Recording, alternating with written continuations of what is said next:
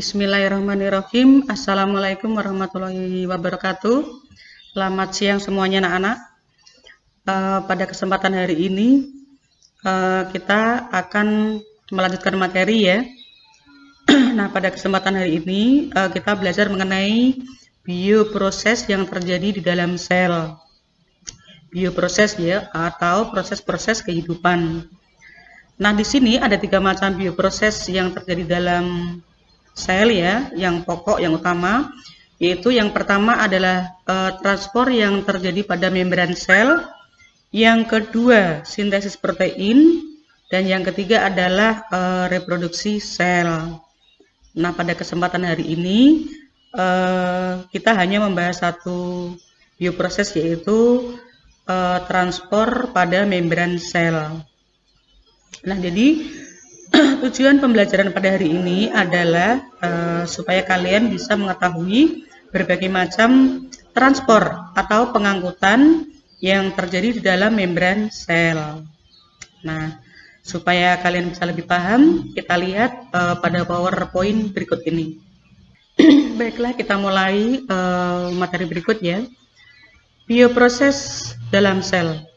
Artinya proses kehidupan yang ada di dalam sel.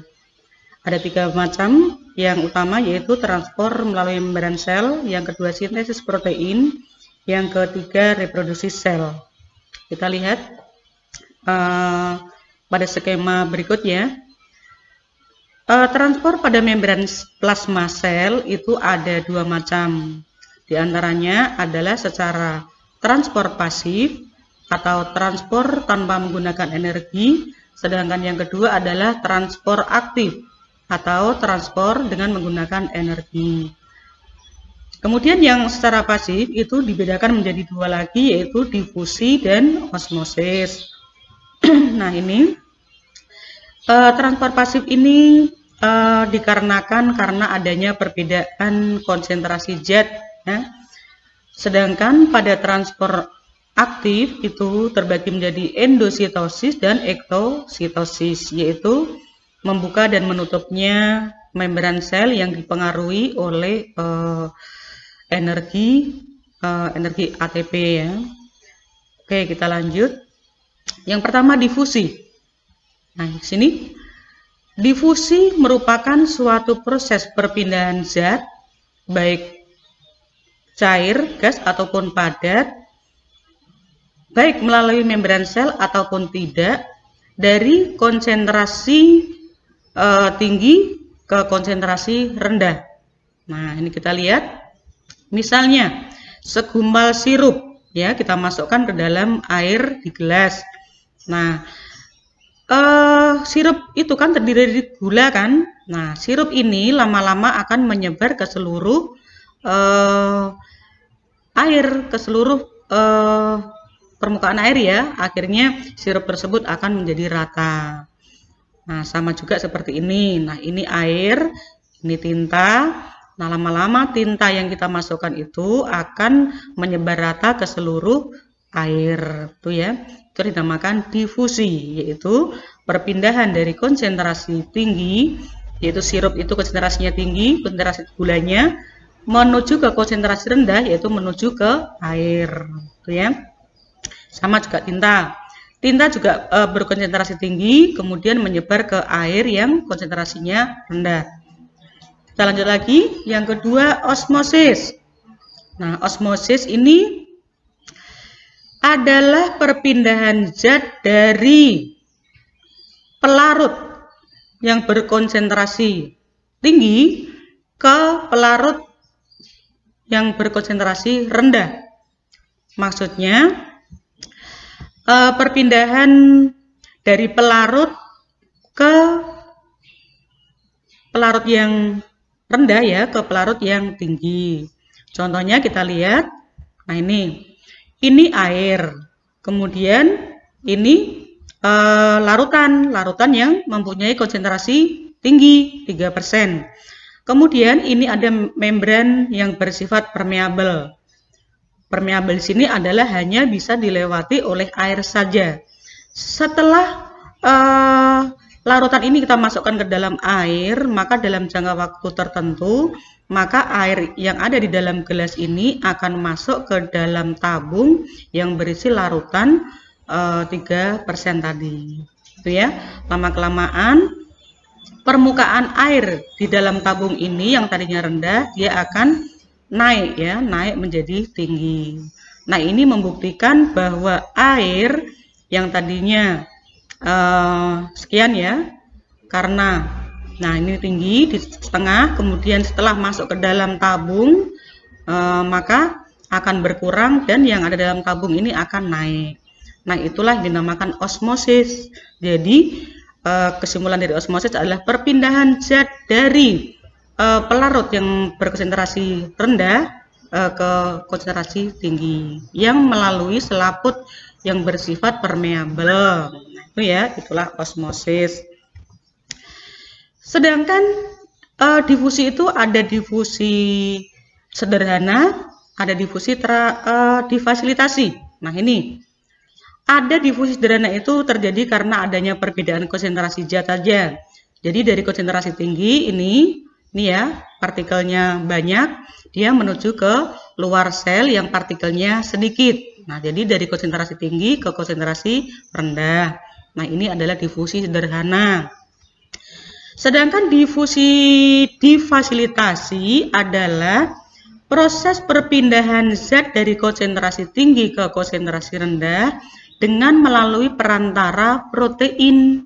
Nah, protein yang ada di membran sel.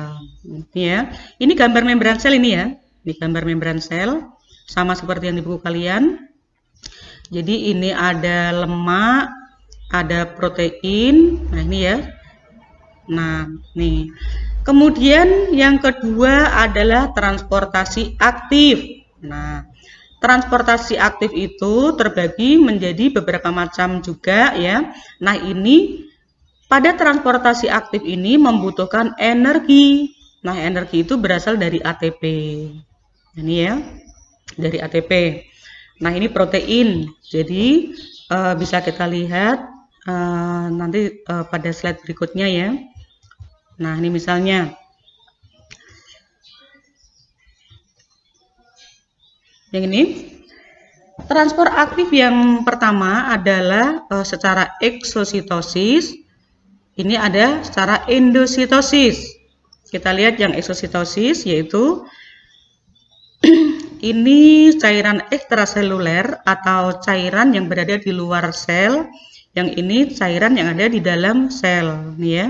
Yang ini membran sel, yang di luar selaput membran sel. Nah, zat yang berada di dalam sel itu apabila sudah tidak dipergunakan lagi, itu akan dikeluarkan melalui membran sel dengan mengadakan pelekukan, ya, pelekukan membran sel ke arah luar, sehingga zat tersebut akan mengadakan pengeluaran melalui membran sel keluar ya.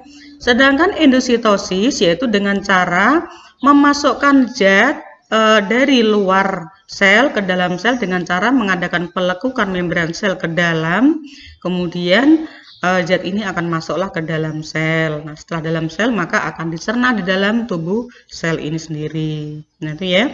Jadi antara eksositosis dengan endositosis adalah kebalikannya. Itu transport aktif. Sedangkan transport aktif yang berikutnya adalah pompa ion ya. Di sini pertukaran antara ion natrium dengan kalium. Nah, di sini diawali. Ini potongan dari membran sel yang terdiri dari protein dan lemak ya. Nah, di sini ada protein integral, ada protein perifer, ada lemak ya penyusun membran sel itu. Nah, di sini pada waktu si protein itu mengadakan pengikatan senyawa fosfat dari ATP, maka energi akan terlepas dan digunakan oleh protein untuk merubah diri ya. Setelah protein merubah diri, maka ion natrium akan memasuki melewati protein sehingga bisa keluar dari sel. Nah, proses keluarnya sel ini, keluarnya natrium ini akan diikuti oleh masuknya ion kalium. Nah, begitu seterusnya. Jadi, pada waktu terjadi pelepasan pengikatan kembali ya, senyawa fosfat, maka ini protein akan kembali terbentuk seperti semula kembali tertutup, dan akhirnya antara antara ion Na dengan K terjadi keseimbangan antara luar dan dalam sel. Itu ya. Itulah yang dinamakan transfer aktif yang menggunakan energi. Jadi, yang mana sih energi? Nah, energi itu ini. ATP ya, ATP adenin trifosfat itu akan melepaskan satu senyawa fosfatnya sehingga menjadi adenin difosfat ya. Fosfat ini akan diikat oleh protein yang menyebabkan protein ini akan merubah diri, merubah bentuk, sehingga setelah berubah bentuk maka akan bisa dilewati oleh ion Na dan K. Nah, ini ya. Jadi pada waktu kesempatan inilah ion Na dan ion K bisa saling bertukar keluar dan masuk membran sel. Itulah yang dinamakan dengan transfer aktif ya. Untuk lebih jelasnya kalian bisa melihat video-video yang lain. Silahkan lihat YouTube di Google ya.